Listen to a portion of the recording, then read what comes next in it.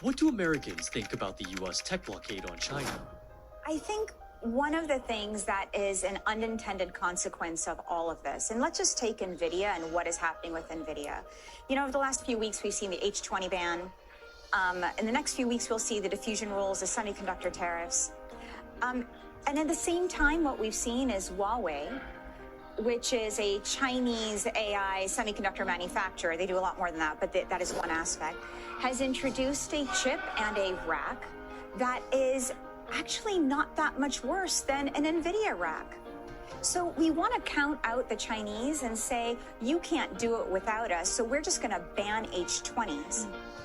But actually, they can do it without us. And by stopping the technology, NVIDIA's technology, which is truly our pride, it should be our pride of innovation of the U.S., we are pushing an urgency in the Chinese to develop faster and faster because they can't rely on our technology. And so I think we need to kind of understand what these consequences are of limiting technology to cross borders, whether because of diffusion rules or because of China. We interviewed a Chinese expert on how the U.S. tech blockade is driving China's tech independence.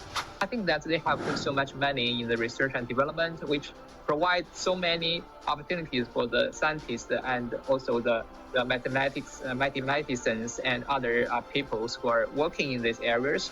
Well, it's not just about this company only. They provide a lot of rooms for their friends and partners, including those working in the hardware, software, and also something to do with the technology. But I have to say, it's not just trying to fight against the United States. We are not trying to do that. If the United States want to cope with us, we can still improve the cooperation with them. I think that the room is huge and we can benefit by the cooperation. Now, if you are looking at the fact that the United States have trying to stop the cooperation with the U.S. companies and China, I think that is a kind of government-led decisions, including the export control and other measures to stop the investment to China.